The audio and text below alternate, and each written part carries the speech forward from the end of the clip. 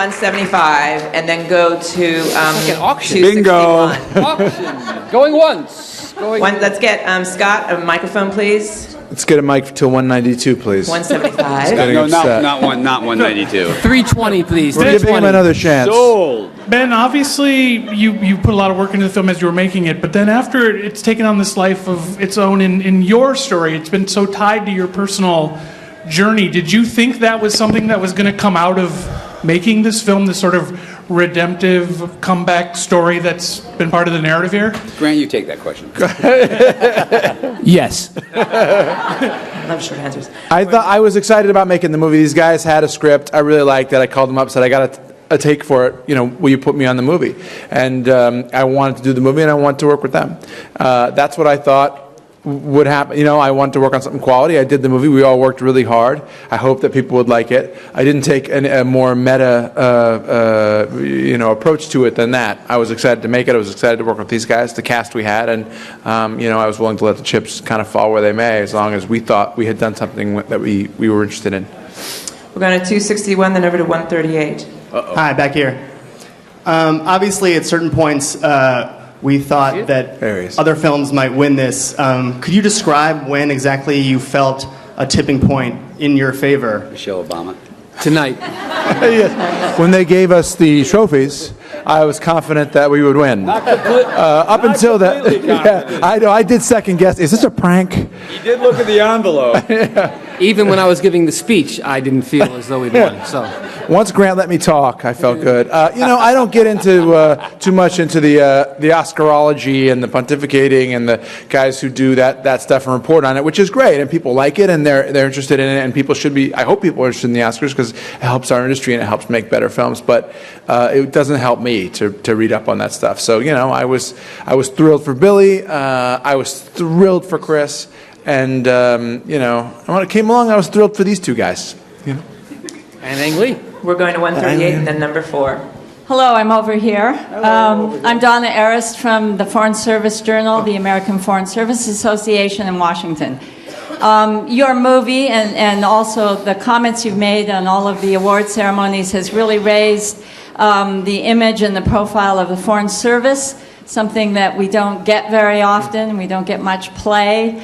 But I would like to invite you, all three of you, to the plaque ceremony that we have in the Department of State on May 3rd, where we honor fallen Foreign Service officers. This year... I'm sorry, I'm going to have to interrupt, but do you have a question? Yes. Can you come? We'll be honored. That's a really personal question. Volume or just...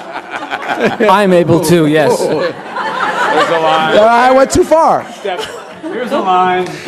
I don't know that we can come, but we do have, all of us, a tremendous respect for what the Foreign Service sacrifices and goes through, and that we, I think, gained further appreciation for that as we shot the movie, visited the State Department. I know Secretary Clinton a little bit and Secretary Kerry a little bit better, and so we were able to shoot in the. I'm not sure that that's why, but from my sort of distant acquaintanceship with both of those secretaries, I've really picked up an appreciation for what the State Department does, what our Foreign Service does, what they sacrifice. Grant and I will be in Berlin shooting, so we won't make it, but maybe Ben might be in town. Thanks, George. We're going to come down here to 4 and then to 152. Right over here. Tanya Hart, how are you? Congratulations. Hi. How cool was it to have the First Lady announce that you had just won an Oscar? I was sort of hallucinating when that was happening, and in the course of a hallucination, it doesn't, you know what I mean? It doesn't seem that odd when some other, oh look, a purple elephant, you know what I mean? Oh, Michelle Obama. It just seems like it's natural because the whole thing is so unnatural. No, I mean, honestly, I was just asking these two guys outside, like, was that Michelle Obama? I thought, the whole thing kind of overwhelmed me at the time, but in retrospect, the fact that it was the First Lady was an enormous honor, and the fact that she clearly was surrounded herself by servicemen and women was, special, and I thought appropriate. Anyway, it was very cool. It was really cool. And I'm a big fan of the bangs, so. We're going to 152 and then Don't Shoot the Messenger. We got one more after that with 66, so 152. Congratulations, gentlemen. Charlie Reeves right over here to your right. Ben, throughout the award season, you've been very humble about what we feel, Yeah, forget that. No more humility. No more. No, Karen, there's too many journalists. No, but being left off the Best Director docket, and through that, how has that changed with all of the recognition that you've received, and where are you with that now? I wasn't aware that you were left off. You were left off? I didn't get nominated as a director. I didn't know that. Grant, you didn't either. I was nominated as an actor. Is that right? Not in the movie. That's a crime, folks. I honestly, you know what? How I feel about that. Naturally, I was disappointed, and a lot of people said, "Oh, this is something that's going to happen." But when I look at the directors who were, people who weren't nominated as well, I look at Paul Thomas Anderson or Catherine Bigelow, who's just amazing. Tom Hooper and Quentin Tarantino, who you have spoken to or you will speak to. These are all directors who I admire enormously. So it was just a very tough year. You were in good company not to be nominated. Exactly.